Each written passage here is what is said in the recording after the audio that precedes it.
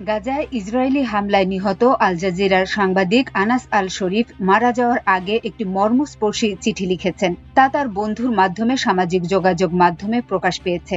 রোববার সন্ধ্যায় গাজা সিটির আল শিফা হাসপাতালের কাছে ইসরায়েলি হামলায় নিহত 5 সাংবাদিকের একজন আনাস আল শরীফ। ওই চিঠিতে তিনি লিখেছেন, এটি আমার শেষ ইচ্ছাপত্র, আমার শেষ বার্তা।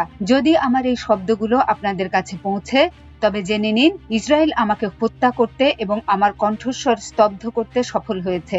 আল্লাহর শান্তি, দয়া ও বরকত আপনাদের উপর বর্ষিত হোক। আল্লাহ জানেন, যেদিন থেকে আমি জীবন শুরু করেছি জাবালিয়া শরণার্থী শিবিরের গলিপথ ও মহল্লায়, সেদিন থেকেই আমি আমার জনগণের পাশে দাঁড়াতে এবং তাদের কণ্ঠস্বর হতে সর্বশক্তি ও প্রচেষ্টা নিয়োজিত করেছি।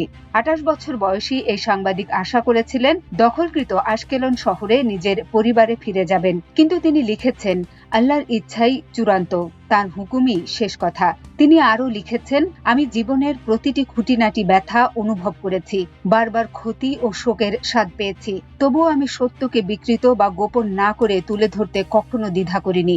আল্লাহ সাক্ষী থাকুন, তাদের বিরুদ্ধে যারা নীরব থেকেছে, আমাদের হত্যাকে মেনে নিয়েছে, আমাদের শ্বাসরোধ করেছে, আমাদের শিশু ও নারীদের লাশও যাদের হৃদয়ে নড়েনি, আর যারা আমাদের উপর 1.5 বছরের বেশি সময় ধরে চলা গণহত্যা থামায়নি।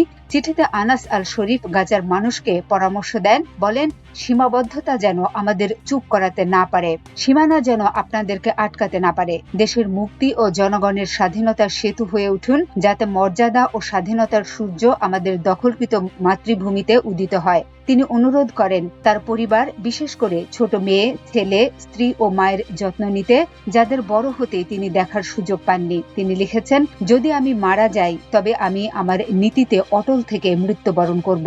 আল্লাহর সামনে সাক্ষ্য দেব যে আমি তার ফয়সালায় সন্তুষ্ট, তার সাক্ষাতে আনন্দিত এবং নিশ্চিত যে আল্লাহর কাছে যা আছে তা উত্তম ও চিরস্থায়ী। গাজাকে ভুলে যেও না, আর আমাকে তোমাদের দোয়ায় ও ক্ষমা প্রার্থনায় স্মরণ রেখো।